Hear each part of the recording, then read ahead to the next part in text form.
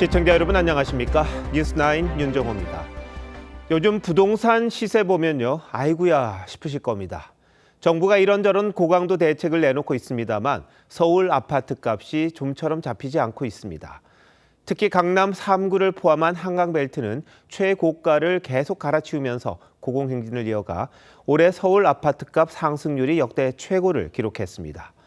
집값이 폭등했던 문재인 정부 때보다 더 많이 올랐다는데 백약이 무효란 말이 딱 들어맞는 듯합니다. 어떤 대책으로 집값을 잡아야 하는지 최고 통치자까지 막막해하는 상황인데요. 첫 소식 윤서하 기자가 보도합니다. 재건축을 앞두고 있는 서울 송파구의 한 대단지 아파트입니다. 최근 전용 151제곱미터가 56억 6천만 원에 거래됐습니다. 1년 전보다 무려 15억 원이 뛴 겁니다. 물건이 없어요. 빠지는 게 정상이죠. 강남권은 그냥 강보합으로 아직 있는 거예요. 올 한 해 서울 아파트값 상승률은 8.1%로 통계 작성 이후 가장 많이 올랐습니다. 이 집값이 폭등했던 문재인 정부 때보다 더 높습니다. 자치구별로 보면 송파구가 20% 가까이 올라 1위를 차지했고 성동구, 마포구 등 순이었습니다. 특히 상승률이 높은 10곳 중 9곳이 한강을 낀 이른바 한강벨트입니다. 19억 원이던 여의도의 한 아파트는 1년 새 38억 원으로 2배 뛰었습니다. 정부는 지난 6월부터 세 차례 고강도 대책을 내놨지만 고질적인 주택 공급 부족을 해결할 해법을 내놓지 못하고 있습니다. 정부 규제가 오히려 똘똘한 한 채 현상을 심화시키는 규제의 역설 현상도 나타나고 있습니다. 여기에 시중에 돈까지 많이 풀려 있습니다. 문재인 정부 때처럼 집값이 더 오를 것이다. 이런 불안감이 함께 작용하면서 현금을 가진 부자들 같은 경우에는 똘똘한 한 채 현상이 쉽게 진정되지 않고 이재명 대통령은 복잡한 심경을 내비치기도 했습니다. 또 수도권의 집값 때문에 요새 욕을 많이 먹는 편인데 보니까 대책이 없어요. 정부는 연말까지 추가 공급 대책을 내놓겠다고 했지만 보름이 남은 현 시점까지 발표 계획을 잡지 못하고 있습니다. TV조선 윤서호입니다. 우리 경제의 또 다른 뇌관으로 떠오른 원달러 환율도 문제입니다. 정부가 국민연금까지 동원해 환율 안정에 안간힘을 쓰고 있지만 장중 1,480원을 돌파했습니다. 환율 급등 원인을 두고는 한국은행 책임론까지 제기되는 등 어수선한 분위기입니다. 과거 1,400원도 위기라고 했던 적이 있었죠. 이정현 기자가 지금 상황 알아봤습니다. 한 시중은행의 외환 딜링룸, 오후 3시 30분 기준 원달러 환율은 1,477원을 기록했습니다. 장마감 직전엔 1,480원을 돌파했습니다. 장중 1,480원을 넘어선 건 지난 4월 이후 처음입니다.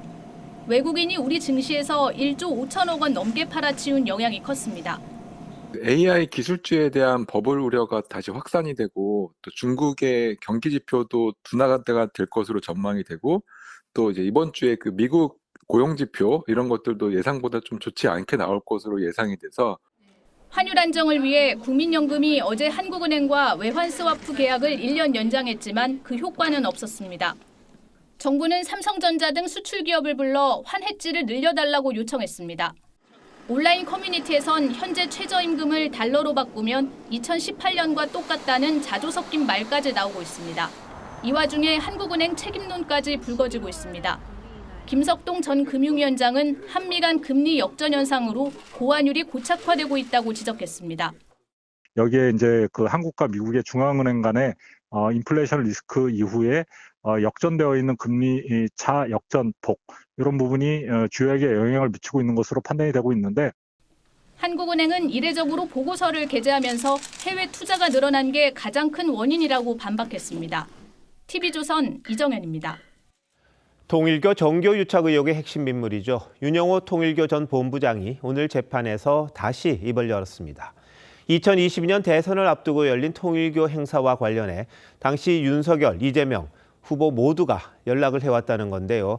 이 후보 측은 일정이 맞지 않자 마이크 펜스 전 미 부통령과 비대면 면담을 제안했다고 주장했습니다. 한지은 기자가 보도합니다. 대선을 앞둔 2022년 2월 통일교 행사에 마이크 펜스 전 미국 부통령이 참석했습니다. North Korea had established a formidable nuclear weapons arsenal, ballistic missiles capability. That peace is possible when America is strong.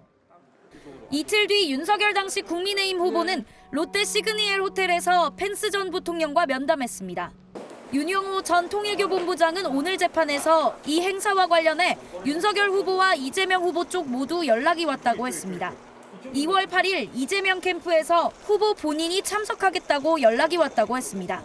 그러다 일정이 맞지 않자 이 후보 측이 제주도에 있어서 비대면으로 하면 좋겠다고 제안했고 윤 전 본부장은 비대면은 레코딩되는 것이 문제니 펜스 측에 물어봐야 한다고 했다고 주장했습니다. 결국 대담은 성사되지 않았지만 최근에 이슈가 된 민주당 캠프 2명을 연결해줬다고 덧붙였습니다.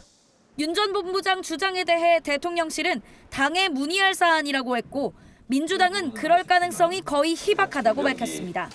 TV조선 한지은입니다. 특검이 윤영호 전 본부장의 진술을 넉 달간 뭉개면서 공소시효가 문제되자 전재수 의원 측이 이를 변호 전략으로 활용하려는 듯합니다.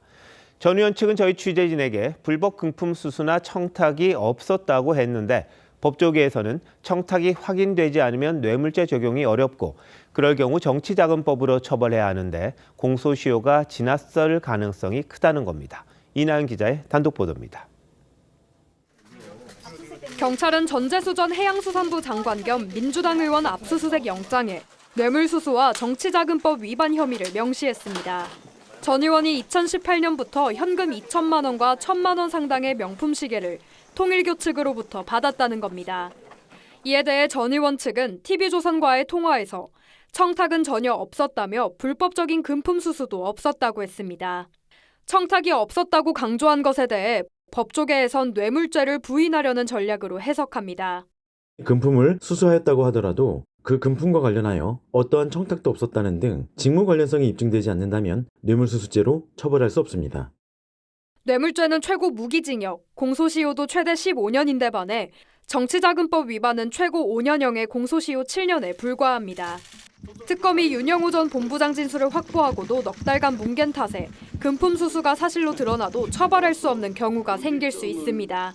이런 가운데 경찰은 어제 압수수색을 통해 전 의원이 지역구에서 열린 통일교 행사에 보낸 축전을 확보했습니다. 경찰은 내일 한학자 통일교 총재를 서울구치소에서 접견 조사할 계획입니다. TV조선 이나영입니다. 윤석열 전 대통령의 체포방해 혐의를 심리 중인 1심 재판부가 다음 달 16일 선고를 하겠다고 밝혔습니다. 그러자 윤 전 대통령이 직접 나서 내란 재판 결과부터 보고 결론을 내려달라며 선고 연기를 주장했는데 재판부가 받아들일지는 좀 지켜봐야 할 듯합니다. 안혜리 기자입니다. 내란 특검은 지난 7월 윤석열 전 대통령이 공수처의 체포영장 집행을 막고 국무위원들의 계엄 심의권을 침해했다며 추가 기소했습니다. 지금까지 14번의 공판을 연 재판부는 다음 달 16일에 선고하겠다고 밝혔습니다. 특별검사가 공소제기한 사건의 1심 판결 선고는 공소제기일부터 6개월 이내에 하도록 되어 있습니다. 그러자 윤 전 대통령 측은 내란 사건 재판 결과가 나온 뒤 선고해달라고 요청했습니다. 특검이 비상계엄은 불법이고 그 불법을 지시해 의무 없는 일을 강요했다고 주장하는 만큼 계엄의 불법성이 먼저 가려져야 한다는 겁니다. 윤 전 대통령도 직접 발언했습니다. 재판 기한에라는 조항도 중요하지만 다른 선거법 사건에서도 마찬가지지만 전제가 되는 그 재판의 그 심리 결과를 고려하시는 것이 마땅하지 않겠나 하는. 내란 사건 결심 공판은 다음 달 9일이어서 선고는 2월쯤 나올 걸로 보입니다. 윤 전 대통령 측 연기 주장을 받아들이면 체포방해 혐의 선고는 한 달 정도 늦어질 가능성이 있습니다. 재판부는 계엄 선포가 불법인지는 이 사건 쟁점이 아니라면서도 다른 쟁점에 대한 심리가 필요하다고 판단되면 변경 가능성이 없진 않다고 했습니다. TV조선 안혜리입니다. 김건희 여사의 계좌 관리인으로 알려진 이종호 전 블랙펄 인베스트먼트 대표에게 특검이 징역 4년을 구형했습니다. 그런데 이 전 대표 측은 해병 특검이 진술을 압박했다고 주장했고 이와 관련해 김 여사에게 3억 원을 줬다고 진술했다는데 해병 특검과 김 여사가 무슨 관련이 있어서 그랬다는 건지 조유진 기자가 알아봤습니다.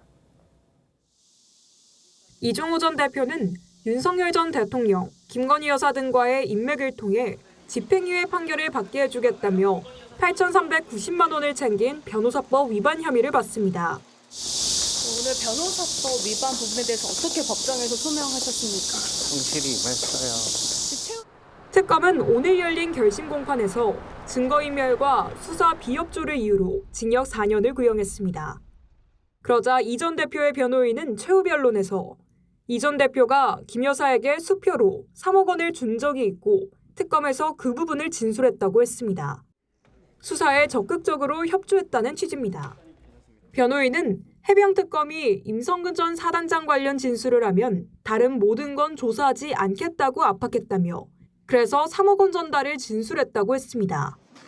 3억 원의 성격을 묻는 TV조선 질의에 이 전 대표 측은 과거 김 여사가 맡긴 투자금 15억 원을 운용해 얻은 정상적 수익이라고 했습니다. 반면 김 여사 측은 특검의 플리바게닝에 따른 허위 진술이라고 반박했습니다. 해병 특검 관계자는 이 전 대표에 대한 압박 수사를 할 필요가 없었다고 했습니다. TV조선 조유진입니다. 특검 수사가 하나둘 마무리되고 재판이 진행되는 상황에서 민주당이 다음 주 내란 전담 재판부 설치법을 강행 처리할 걸로 보입니다. 위헌 논란과 관련해 일부 완화된 수정안을 오늘 발표하면서 문제가 다 해결됐다고 주장했는데 야당에서는 독극물을 조금 줄여도 여전히 독극물이라며 위헌 공세를 계속 이어갔습니다. 황정민 기자가 보도합니다. 50분가량 열린 비공개 의원총회에서 민주당 지도부는 외부 법률 검토를 바탕으로 내란 전담재판부 설치법 수정안을 제시했습니다. 적용 시점을 1심이 아닌 2심으로 바꾸고 재판부 추천에 법무부 장관 등 외부 개입을 배제하는 내용입니다. 법안명에서 윤석열을 제외하고 사면제 한도 별도의 사면법 개정안에 넣기로 했습니다. 민주당은 이로써 위헌성은 모두 제거됐다는 입장입니다. 대법관의 제청으로 대법원장이 임명한다 이렇게 이제 하는 것이죠. 그러면 전혀 뭐 그 이혼 그 시비조차도 할 수 없는 그런 상황 그렇게 만들겠다는 거고요. 원안에 문제가 없다는 입장을 고수했던 법사위 추미애 위원장과 김용민 간사는 아쉬움을 표했지만 크게 반발하진 않은 걸로 전해졌습니다. 하지만 국민의힘은 여전히 위헌적이라고 지적했습니다. 법사위 소속 나경원 의원은 사건 배당에 입법부가 개입하는 것 자체가 사법권 침해라며 독극물은 조금 덜어내도 독극물이라고 비판했습니다.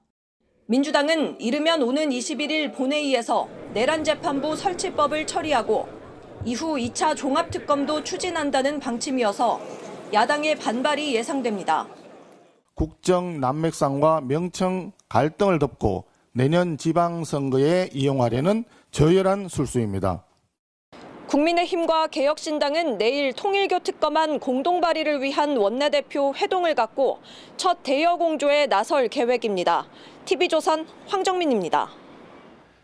기강 잡기다, 망신 주기다. 논란을 낳고 있는 대통령의 생중계 업무 보고 2주째 일정이 시작됐습니다. 이재명 대통령은 이런저런 얘기를 의식한 듯 참석자들을 안심시키는 말을 하면서 업무 보고가 상당히 인기가 있다고도 했는데요. 오늘 분위기 어땠는지 먼저 최지원 기자가 보도합니다. 이재명 대통령은 보건복지부 등 4개 부처와 산하기관으로부터 업무 보고를 받기에 앞서 이렇게 말했습니다. 다시 제가 한번 강조드리면 여기는 시험 보는 자리는 아니고 그걸 다 못 외웠다고 누구도 질책하지 않습니다. 생중계 업무 보고가 공직자들을 면박 주거나 망신 주기로 비춰질 수 있다는 일각의 비판을 의식한 발언으로 보입니다. 다만 상황 모면을 위한 허위 보고는 하지 말라고 강조했습니다. 판단고기 논란을 염두에 둔 듯한 말도 꺼냈습니다. 내가 요새 뭐 말만 하면 꼬투리를 잡아가지고 해서 내가 자꾸 전제를 달게 돼 말이야. 내 얘기가 아니고 누가 이런 얘기 하더라 그 말이야.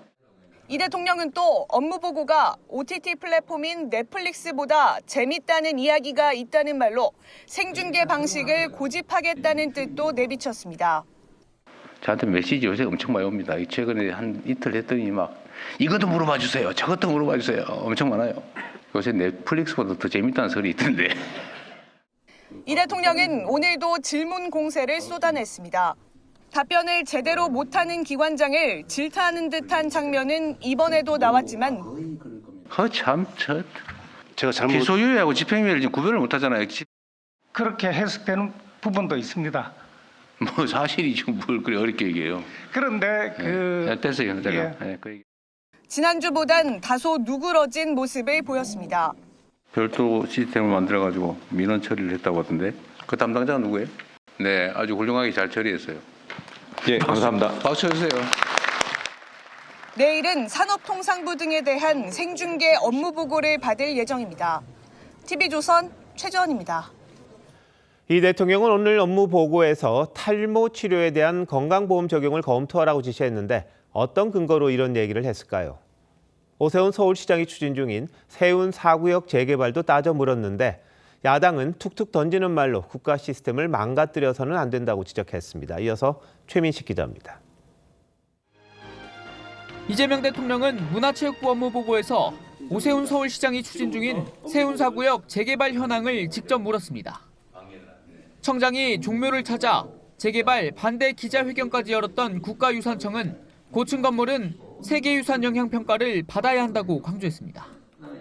결과적으로 어떻게 돼가고 있냐 이거죠. 예를 들면 거기에 그 근처에 고층 건물을 짓겠다는 게 지금 이제 논쟁거리고. 서울시에서는 이 국내법에 의한 세계유산법에 의해서 그렇게 되면 어떻게 됩니까? 그렇게 하면은 경과에 해쳐서 할 수는 없습니다. 지금 현재 서울 주장하는 것 대로 될 수가 없습니다. 공예품 대여 논란이 불거졌던 윤석열 전 대통령 부부를 겨냥한 발언도 있었습니다. 그렇게 비정상적으로 관리되는 건 문제 아닌가요? 거기에 뭐 국장이든 장관이든 대통령이든 특권층이 아니잖아요. 보건복지부엔 탈모약과 비만 치료제에 건강보험 적용을 검토하라고 지시했습니다. 특히 지난 20대 대선 공약이기도 했던 탈모약에 대해선 생존의 문제라고도 했습니다. 옛날에는 이걸 미용이라고 봤는데 요새는 생존의 문제로 받아들이는 것 같은데요. 횟수 제한을 하든지 총액 제한을 하든지 이렇게라도. 국민의힘 윤희숙 전 의원은 암 환자도 건보 적용이 일부 제한돼 있다며 즉흥 지시로 탈모의 우선순위를 암보다 높여야 하느냐고 지적했습니다. 앞서 국무회의에선 공직사회가 지나치게 온정적이라며 감찰 기능을 강화하라고 지시했습니다. 사고 뭉치들은 좀 곤란해가지고 한번 걸리면 아주 엄정하게 책임을 반드시 물어야 됩니다. 반면 탁월한 성과를 낸 공무원들에겐 파격적인 포상을 내리겠다고 했습니다. TV조선 최민식입니다. 나흘 전 이 대통령이 인천공항공사 사장에게 책갈피에 외화를 끼워 밀반출할 때 적발이 가능하냐며 전수검사를 사실상 지시했던 일 기억하시죠?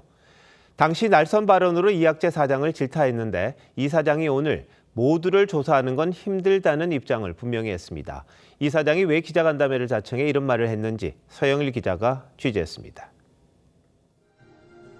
지난 12일 외화 밀반출을 두고 이재명 대통령과 이학재 인천공항공사 사장 사이에서 이런 대화가 오갔습니다. 책갈피에 끼워가지고 저 $100짜리 한 묶음씩 그 책갈피에 끼워서 가져가는 게 가능하냐 그 말이잖아요. 그거 안 걸리고. 예, 이번에도 저희가 검색을 해갔고요. 그래서 그것이 적발이 돼갖고 가능하냐 안 하냐 묻는데 자꾸 옆으로 세요. 책이 그 안에 들어있으면 당연히 검색해서 뒤져봐야지 그걸 그냥 다 통과시킵니까?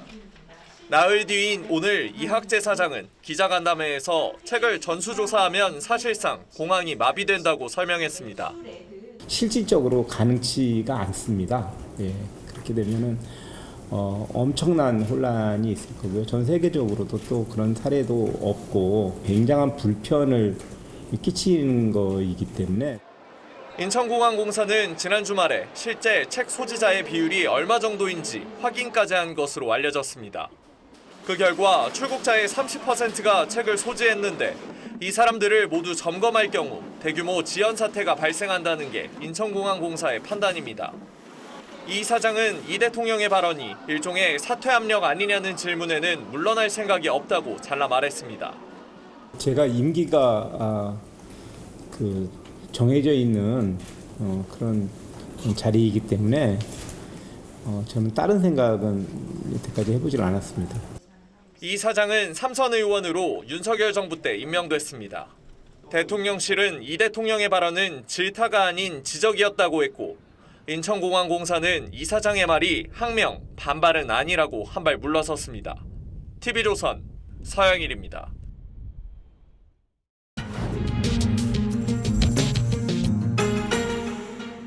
정치 연안에 한 발 더 들어가 궁금증을 풀어드리는 정치 더 시간입니다. 조선일보 배성규 정치 에디터 나오셨습니다. 어서 오십시오. 안녕하세요. 자, 오늘 주제 이야기해 주시죠. 논쟁은 나의 힘입니다. 네. 자, 이 대통령이 부처별 업무 보고하면서 이게 논란도 되고 화제도 되고 있는데 오늘은 탈모, 국가 비만 지원 이게 이슈였죠? 네, 그렇습니다. 이 대통령은 탈모와 비만 치료도 건강보험을 적용하게 하도록 검토하라고 지시했는데요. 젊은 층은 보험료만 내고 억울해한다. 탈모, 비만은 이제 생존의 문제라고 했습니다. 물론 공감이 가는 부분이 있습니다. 하지만 이런 것까지 국가가 책임져야 하느냐 이런 반대 목소리도 적지 않습니다. 네. 치료 비용 부담이 크고요. 어디까지 지원할지도 사실은 애매합니다. 탈모 지원은 대선 공약이긴 하지만 지방선거를 앞둔 포퓰리즘이라는 지적도 나옵니다. 일각에선 털모자를 써서 모퓰리즘이라든가 살 빼면 돈 주는 살퓰리즘 이런 얘기까지 나오고 있는 상황입니다. 네. 자, 근데 이번에 이게 업무 보고하는 게 일방적인 지시 같다 이런 지적도 있습니다. 네, 그렇습니다. 이번 탈모 비만 지원은 복지부 보고 내용은 아닙니다. 이 대통령이 즉석에서 검토 지시한 건데요. 국가 정책을 이렇게 즉흥적으로 추진해도 되느냐 이런 우려가 나오고 있습니다. 이 대통령은 국민연금의 국내 주식 비중 확대도 지시했고요. 저평가된 국내 주식시장 정상화도 강조했습니다. 네. 최근 주가 상승으로 국민연금이 큰 수익을 거뒀고 또 국내 주식 비중이 높아진 거는 맞습니다. 네. 하지만 어디에 얼마를 투자할지는 국민연금 기금 운용위가 결정하는 겁니다. 건보와 연금 건전성이 달린 문제인 만큼 신중한 토론과 숙고가 필요하고 그걸 거쳐서 해야 된다는 그런 목소리가 나옵니다. 예. 그런데 지난주엔 공공기관장들을 아주 거칠게 질책했다 이런 논란이 있었죠. 네, 그렇습니다. 이학재 인천공항공사 사장이 책갈피 달러 반출 수법에 대해서 제대로 답변하지 못하자 대통령이 얘기했는데요. 다른 데서 노시냐? 참 말이 기시다. 써준 것만 읽느냐? 임기가 언제까지냐 하고 지적해서 논란이 좀 크게 일었었습니다. 네.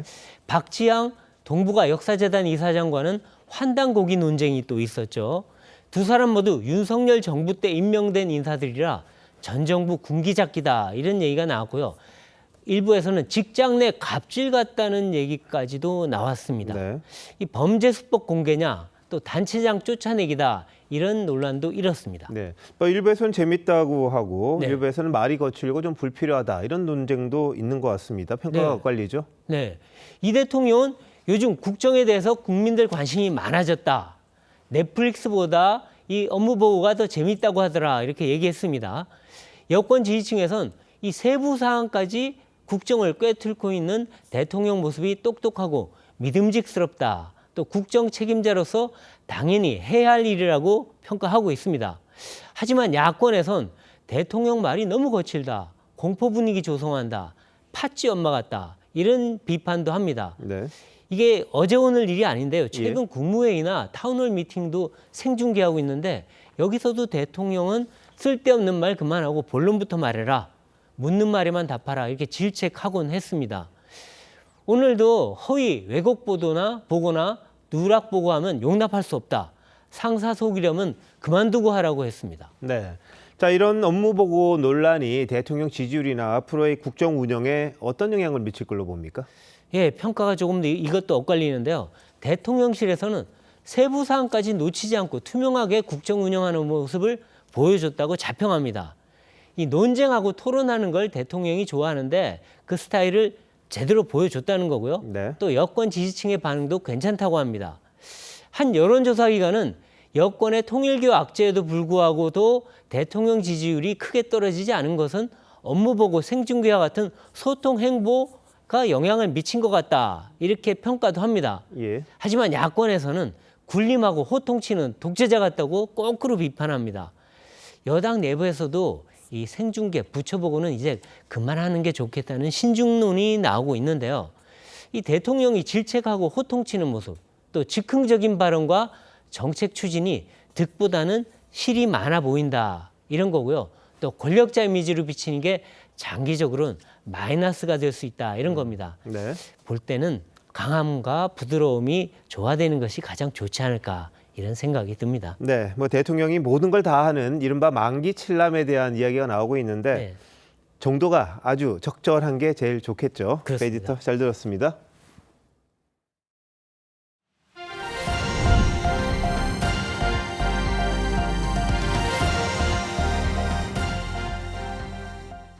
대장동 민간업자들이 재산 되찾기에 나선 걸로 보입니다. 김만배 씨와 남욱 변호사가 검찰이 묶어둔 2천억 원의 재산을 풀어달라고 요구했습니다. 성남시는 이 재산을 못 쓰게 해달라는 가압류에 나선 상황인데 향후 어떻게 될지 김승돈 기자가 취재했습니다. 과천대유 대주주 김만배 씨와 남욱 변호사는 지난 9일 서울고등법원에 몰수와 추징보전 취소를 잇따라 청구했습니다.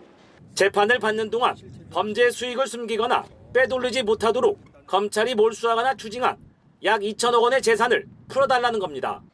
이들이 취소 청구를 한 건 검찰이 1심 판결 항소를 포기하면서 김 씨에게 부과된 428억 원만 추징금으로 확정됐기 때문입니다. 법원이 추징보전 해제 청구를 받아들이면 김 씨 등은 재산 처분이 가능해집니다. 하지만 이들의 범죄 수익 찾기가 뜻대로 될 가능성은 희박합니다. 성남시가 민사소송을 제기한 데다 계좌와 부동산 등 14건, 약 5,600억 원에 대해 법원에 가압류를 신청해 상당 부분이 동결됐기 때문입니다.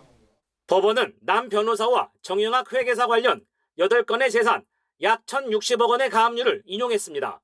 또 김 씨 관련 재산 4건 가운데 3건 등 4,100억 원에 대해서는 가압류 전 단계로 성남시에 담보를 제공하라는 명령을 내렸습니다. 그대로 묶어두기 위해서 우리가 신속하게 발빠르게 대처를 한 것입니다. 추징 보전 해제는 법원이 정식 재판을 열어서 결정하기 때문에 그 전에 가압류 절차가 모두 마무리될 것이란 전망이 지배적입니다. TV조선 김승도입니다. 갑질과 불법 의료시술 의혹이 불거진 방송인 박나래 씨가 방송활동 중단 선언 이후 처음으로 입을 열었습니다. 법적 절차를 밟고 있다며 사실관계를 명확히 해야 할 부분이 있다고 말했습니다. 박소영 기자입니다. 박나래는 출연하던 프로그램에서 자진하차한 이유를 먼저 밝혔습니다. 많은 분들에게 걱정과 피로를 드린 점 무겁게 받아들인다며 제작진과 동료에게 부담이 가지 않기를 바라는 마음에서 그런 선택을 했다고 말했습니다. 그러면서도 현재 논란이 되고 있는 사안에 대해서는 사실관계를 차분히 확인해야 할 부분이 있어 법적 절차를 진행 중이라고 강조했습니다. 공식적인 절차를 통해 객관적으로 확인되어야 할 문제라고 판단하고 있습니다. 감정과 개인적인 판단을 배제하고 절차에 맡겨 정리하기 위한 판단입니다. 앞서 이번 갈등의 도화선이 된 것이 지난 4월 박나래의 집에 도둑이 든 사건이라는 주장도 나왔습니다. 당시 박나래가 수천만 원 상당을 도난당했는데 경찰에 수사를 의뢰하는 과정에서 매니저들을 의심해 용의선상에 올렸다는 겁니다. 전 매니저들은 특수상해와 허위사실 적시 명예훼손 등의 혐의로 박나래를 고발한 상태입니다. 박나래가 전 매니저들을 맞고소한 것을 포함해 현재 경찰에 접수된 박나래 관련 사건은 모두 6건입니다. TV조선 박소영입니다. 자녀 양육비를 받지 못해 생활고를 겪는 한부모 가정이 적지 않습니다. 이를 해결하기 위해 국가가 먼저 양육비를 주고 양육하지 않는 부모에게서 나중에 돈을 받아내는 제도가 지난 7월부터 시행되고 있습니다. 효과는 어떤지 이상배 기자가 취재했습니다. 전 쇼트트랙 국가대표 김동성 씨가 최근 법원으로부터 징역 6개월을 선고받았습니다. 2018년 이혼한 김 씨는 두 자녀의 양육비로 매달 300만 원을 줘야 했지만 1억 원 가까이 지급이 밀린 상태입니다. 이혼 후 자녀 4명을 키우는 50대 남성 A 씨도 사정은 비슷합니다. 10년 동안 전처로부터 못 받은 양육비는 약 2억 원. 아이들 학원도 제대로 못 보냈습니다. 저희 큰애가 태권도장을 다니는데 승급해가지고 일단을 따는데 11만 원이었거든요. 그 돈이 없어서 못 보냈어요. 40대 여성 B 씨도 전 남편으로부터 약 5천만 원을 못 받아 애가 탑니다. 아기가 지금 이제 4살이지만 그때 이제 더 어렸으니까 근데 교육을 할 수가 없고 돈이 이제 들어오지 않으니까 생활은 해야 되고 불안하고 좀 힘들었죠. 그러다 지난 7월 시작한 양육비 선지급제로 한숨을 돌렸습니다. 양육비를 못 받은 가정에 정부가 자녀 1인당 월 20만 원을 지급하고 이 돈을 양육비 미지급 부모로부터 나중에 받아내는 겁니다. 지금까지 3,800여 가구, 6,100여 명이 54억 원이 넘는 지원을 받았습니다. 첫째가 이제 중학교에 들어가요. 이번에 그걸 들어와서 그래도 가방 사고 싶은 거 사줄 수 있는 게 마음이 좀 편해졌어요. 성평등 가족부는 대상 가구를 늘리는 한편 제재 등을 강화해 50%도 안 되는 양육비 이행률을 높인다는 방침입니다. TV조선 이상매입니다. 성범죄자 조두순에게 내려졌던 신상정보 공개 기간 5년이 얼마 전 끝났습니다. 이제 조두순이 이사를 가도 위치를 알 수가 없습니다. 이 외에도 달라지는 게 뭔지, 그리고 애초에 공개 기간이 왜 이렇게 짧은지 신유만 기자와 따져보겠습니다. 신 기자, 조두순 사건 이후 꽤 오랜 시간이 지났잖아요. 사건 뭔지 좀 설명해 주시죠. 네, 총 전과 18범의 조두순은 사람을 때려 사망하게 한 적도 있고 이미 성폭행 전과도 있었습니다. 그러던 2008년 12월 당시 56세였던 조두순은 경기 안산시에서 초등학교 3학년생 여자아이에게 끔찍한 성범죄를 저질렀습니다. 이듬해 3월 1심은 징역 12년과 전자발찌 7년, 신상정보 공개 5년을 선고했고 같은 해 9월 대법원은 원심을 확정했습니다. 조두순은 2020년 12월 12일 만기 출소했고 그때부터 시작된 5년간의 정보 공개가 지난 11일 끝났습니다. 그런데 성범죄자 신상 공개라는 건 정확히 뭘 뜻하나요? 성평등가족부에서 운영하는 성범죄자 알림이 사이트에 신상 정보가 공개됩니다. 보시는 것처럼 이름, 나이, 주소, 신체 정보와 사진, 성범죄 내용 등이 자세하게 적혀 있습니다. 20세 이상 성인이라면 누구나 주민등록번호 등으로 인증한 뒤에 열람할 수 있습니다. 조두순은 이제 이 사이트에서 정보가 삭제됐고 법무부가 2030년까지 신상 정보를 관리합니다. 그런데 조두순의 이 공개 기간 왜 5년입니까? 조두순에게 유죄가 선고될 당시 청소년 성보호법은 형량과 무관하게 5년 동안 정보를 공개하도록 돼 있었습니다. 조두순의 형 확정 넉 달 뒤인 2010년 1월에 법이 개정이 돼서 징역 3년 초과 시 10년 공개로 바뀌었지만 조두순에게 소급되지는 않았습니다. 그렇군요. 다른 나라들은 성범죄자 정보 공개를 얼마 동안 합니까? 미국은 13세 미만을 대상으로 성범죄를 저지른 사람의 신상 정보를 15년 동안 공개합니다. 재범 시 사망할 때까지 공개합니다. 영국도 징역을 2년 6개월 이상 받으면 사망 시까지 정보 공개가 이어집니다. 법조계에서는 공개 기간을 늘리는 것도 중요하지만 성범죄자의 현재 상태를 기준으로 유연하게 기간을 조정할 수 있도록 해야 한다는 주장이 나옵니다. 얼마나 재범 위험성이 있느냐, 그간에 어떤 방식의 치료를 받았는지, 그 사람이 가진 어떤 그 위험성을 기초로 사실 계속 평가를 해야 되는 거죠. 시민들이 불안할 것도 같은데 신상 공개가 종료된 조두순은 앞으로 어떤 범위 안에서 생활하게 되는 겁니까? 이미 2020년에 만기 출소를 할 때 법원은 조두순에게 외출 제한, 음주 금지, 그리고 출입과 접촉 금지 명령을 보시는 것처럼 내렸습니다. 특히 등하교 시간과 야간에는 집에서 나갈 수 없습니다. 문제는 조두순이 확인된 것만 6번 외출 제한을 어겼다는 건데요. 이미 지난해에 3개월 징역을 살고 나왔고 지금도 다른 무단이탈 건으로 재판을 받고 있습니다. 조두순은 현재 알코올성 정신질환이 심각한 수준이라고 알려졌는데 이쯤 되자 검찰은 지난달 재판부에 조두순에 대한 치료 감호가 필요하다는 의견을 냈습니다.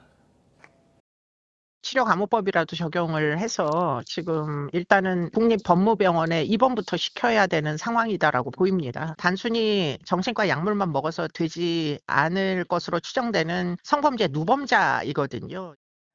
네, 신상 공개가 끝났더라도 시민 불안을 잠재울 장치들이 필요해 보입니다. 신 기자 잘 들었습니다.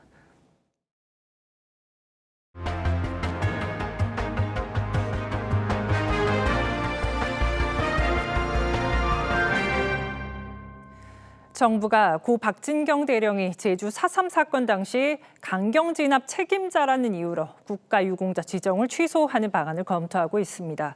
이를 둘러싼 논쟁의 핵심 쟁점은 박 대령이 민간인 학살에 실질적인 책임이 있느냐 이 부분입니다. 박 대령이 남로당 부하들에게 암살되기 전후 상황을 보면 책임자라고 단정하기엔 석연치 않은 부분이 적지 않습니다. 최원국 기자입니다. 박진경 대령은 1948년 6월 18일 남로당 조직원인 문상길 중위와 손선호 하사에게 암살됐습니다. 손 하사는 박 대령 살해 사건 재판에서 30만 도민에 대한 무자비한 작전 명령이 암살 동기였다고 진술했습니다. 하지만 남로당이 작성한 제주도 인민유격대 투쟁 보고서엔 이 같은 진술과 다소 배치되는 대목이 확인됩니다.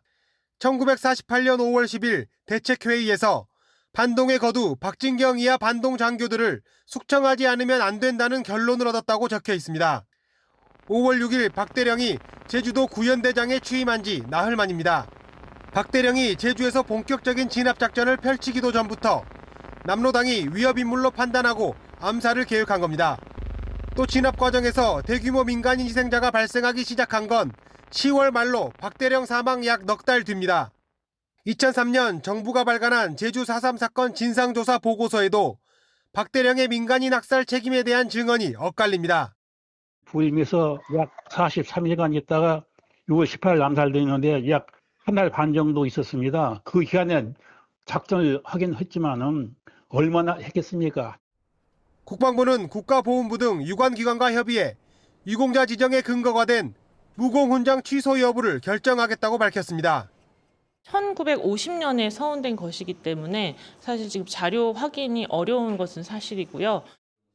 유공자 지정 취소를 검토하라는 대통령 지시로 객관적 조사와 연구가 필요한 역사 논쟁이 정치적 논란으로 변질되고 있다는 지적이 나옵니다. TV조선 최원국입니다. 박정희 전 대통령의 장손이자 박지만 이지 회장의 장남 세현 씨가 해병대 훈련을 마치고 최전방에 배치된 걸로 알려졌습니다. 앞서 수료식에선 아버지인 박 회장에게 격려를 하며 눈물을 흘렸습니다. 성인이 된 세현 씨의 모습이 공개된 건 이번이 처음입니다. 김동영 기자입니다. 짧게 깎은 머리에 바짝 군기가 든 청년들이 구호에 맞춰 연병장으로 들어옵니다. 하나, 둘, 하나, 둘. 6주간의 고된 훈련을 마치고 수료장을 받게 되는 1323기 해병대 병사들입니다. 병사들은 축하하러 온 가족들을 우렁찬 군가로 환영하고 조국과 국민에 충성을 하겠다는 약속을 합니다. 행사가 끝나자 가족들이 달려와 늠름한 군인으로 거듭난 아들과 손주를 껴안는데 박정희 전 대통령의 아들인 박지만 이지 회장도 보입니다. 아들 세현 씨는 오랜만에 만나는 아버지에게 경례를 하며 눈물을 참지 못했고 박 회장은 아들을 꼭 안아줍니다. 어머니인 서양희 변호사도 수료식에 참석해 아들을 격려했습니다. 세현 씨는 박 회장이 47살에 얻은 아들로 고모인 박근혜 전 대통령은 과거 언론과의 인터뷰에서 세현 씨를 보물 1호로 꼽기도 했습니다. 할아버지 박정희 전 대통령과 아버지는 육사를 낳았지만 박 대통령 영식 지만군도 다른 생도들과 함께 입교했습니다. 세현 씨는 본인 뜻에 따라 해병대에 입대한 것으로 알려졌습니다. 교육훈련에서 뛰어난 성과를 보여 미 해병대 사령관의 상을 받은 세현 씨는 전방부대에 배치된 것으로 알려졌습니다. TV조선 김동영입니다. 방송통신위를 대체하는 방송미디어통신위원회 김종철 위원장 후보에 대한 인사청문회가 국회에서 열렸습니다. 국민의힘은 김 후보자의 정치 편향성 문제를 비롯해 이재명 대통령의 이른바 종편 관련 발언의 적절성 여부를 따졌습니다. 김 후보자는 이 대통령 발언을 엄호했다는데 어떤 질문과 답이 오갔는지 조성호 기자가 취재했습니다. 국민의힘은 종편을 향해 편파 유튜브인지 의심이 된다고 한 이재명 대통령 발언이 특정 방송 낙인 찍기라며 김종철 후보자의 입장을 물었습니다. 낙인을 찍고 정부 기관으로 하여금 통제 지시를 내리는 이런 거는 독재적 발상 아닙니까? 특정 언론에 대해서 지적을 하셨다라는 말씀에 대해서는 쉽게 공감하기 어렵습니다. 대해서 대통령의 말씀이 그 언론의 자유를 위축시킨다는 생각은 안 해보셨어요? 많은 국민들이 종편의 어떤 편향적인 부분들에 대해서 우려가 있는 것은 사실이지 않습니까? 청문회에선 이 대통령이 민간 독립기구인 방미통신위의 업무 보고를 언급한 것도 도마에 올랐습니다. 민주적 통제의 대상이 된 부분들이고 방송을 심의하는 곳까지 통제하려고 하는 거 아니냐라는 질문이어서 약간 위험하게 들렸습니다. 방미통신위는 위원장 1명만 최근 정무직 공무원으로 바뀌었는데 참여연대 등 진보단체들도 표현의 자유 후퇴가 우려된다며 법 개정을 비판했었습니다. 민주당은 이진숙 방통위원장 시절 YTN 매각 등 2인 체제 결정을 문제 삼았습니다. 이인 의결이 위법하다는 그 부분에 대한 학자적 소신은 어떻습니까? 이 부분이 도저히 용납되어질 수 없는 위법이다라는 것을 주장해 왔습니다. 윤석열 정권의 방통위와는 완전히 다르게 언론의 자유, 표현의 자유라는 헌법의 정신을 지킬 것이라는 국민의 신뢰가 생겨야 되지 않겠습니까? 국민의힘은 통진당 해산 청구 반대, 국보법 폐지 등을 주장한 김 후보자의 정치 편향성을 지적했지만 민주당은 결격 사유는 없다는 입장입니다. TV조선 조성호입니다. 계엄 1년을 전후해 사과 논란을 겪은 국민의힘이 이번엔 계파 갈등으로 더 깊숙이 침몰하고 있습니다.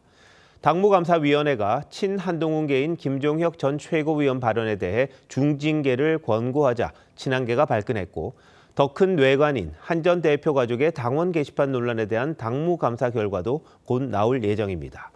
내용이 어디까지 이어질지 가늠조차 하기 어려운데요. 국민을 바라보고 가야 할 소수 야당이 집안 싸움으로 기둥이 무너지는 것도 보지 못한다면 과연 어떤 역할을 할 수 있을지요. 이태희 기자가 보도합니다. 국민의힘 당무감사위원회는 김종혁 전 최고위원에 대해 당원권 정지 2년의 중징계를 윤리위에 권고했습니다. 친한계인 김 전 최고위원이 방송에서 당내 상황과 강성 지지층을 비판하며 망상 바이러스, 극우 등의 표현을 쓴 걸 문제 삼았습니다. 이에 앞서 이호선 당무감사위원장은 사람을 들이받아 죽인다면 소와 그 임자도 죽여야 한다는 성경 구절을 SNS에 올렸습니다. 망상에 빠진 사람들로 정신질환자에 비유했습니다. 타인의 다양성은 부정하면서 자신의 다양성만 주장하는 극단적인 독선이라고. 한동훈 전 대표는 이 위원장의 글을 그대로 인용해 민주주의는 돌로 죽일 수 없다고 반박했고 한지아 의원도 표현의 자유를 징계로 통제하려는 시도라고 비판했습니다. 이런 가운데 한 전 대표를 겨냥한 이른바 당원 게시판 논란 조사 필요성을 수차례 강조해온 김민수 최고위원과 장해찬 전 최고위원이 잇따라 당내 요직을 맡으면서 내분 확산에 대한 우려가 커지고 있습니다. 논란의 중심에 있었던 분들이 결국 이제 당직을 맡게 되다 보니까 외부의 인식도 그렇고 내부에서의 우려도 그렇고 상당히 큰. 여권의 내란 프레임에서 벗어나는 데 총력을 모아야 할 국민의힘이 내분을 자초할 경우 중도 민심은 더 멀어질 거란 지적이 나옵니다. TV조선 이태희입니다.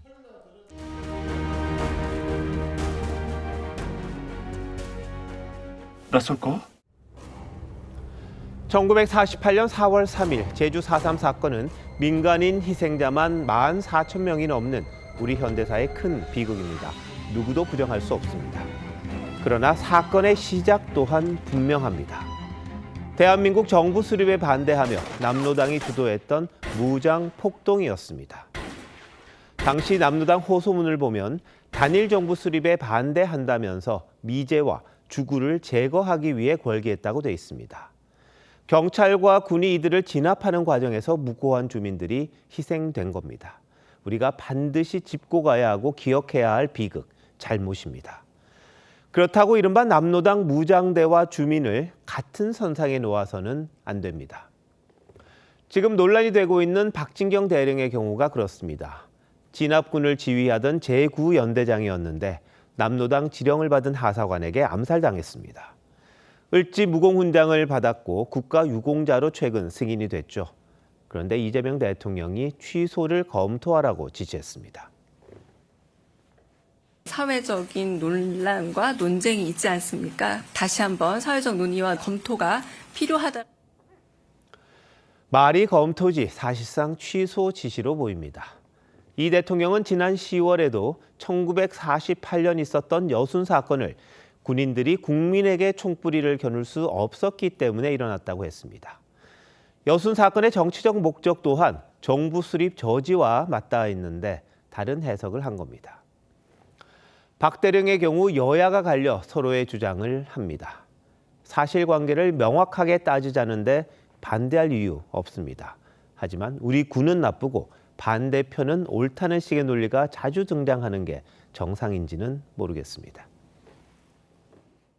Why don't we all see the same thing the same way? That what our eyes look at may not in fact be what our brains see, or more accurately, what our brains remember.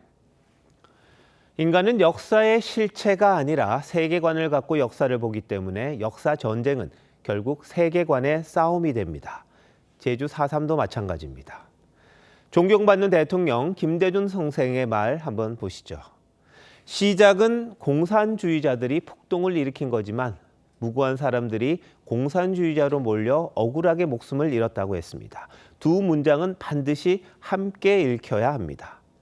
공산주의 폭동을 인정한다고 해서 주민 희생을 부정하는 것도 아니고 반대로 주민 희생을 인정하는 게 자유민주주의 부정이 돼서도 안 됩니다.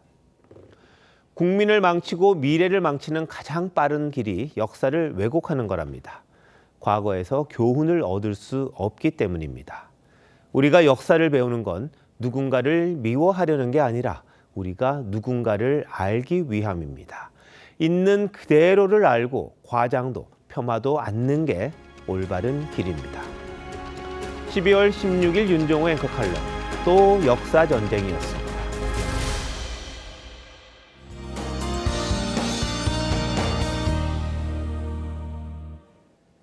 오늘 크게 춥진 않았는데요. 당분간 미세먼지에 유의하셔야겠습니다. 추위가 주춤한 사이 국외 미세먼지가 유입되면서 오늘 밤부터 먼지 농도가 점차 짙어지겠습니다. 내일은 전국적으로 초미세먼지 농도가 나쁨 수준을 보이겠습니다. 내일 오전까지 중부지방에 짙은 안개가 끼겠습니다. 안개와 빙판길이 겹쳐 출근길 교통안전에 유의하셔야겠습니다. 내일 동해안 지역은 약한 비나 눈이 내리겠습니다. 강원 산지에는 1에서 3cm의 눈이, 그 밖에 동해안과 제주도에는 5mm 안팎의 비가 내리겠습니다. 내일 전국 하늘 흐리다 오전부터 차차 맑아지겠습니다. 내일 아침 기온 서울 2도, 광주 6도로 출발하고요. 한낮 기온 서울 7도, 대구 11도로 오늘보다 높겠습니다. 이번 주말 전국 대부분 지역에서 비가 내리겠고요. 다음 주에는 다시 영하권 추위가 찾아올 전망입니다. 날씨였습니다. 12월 16일 화요일 뉴스9 마칩니다. 시청해주신 여러분 고맙습니다.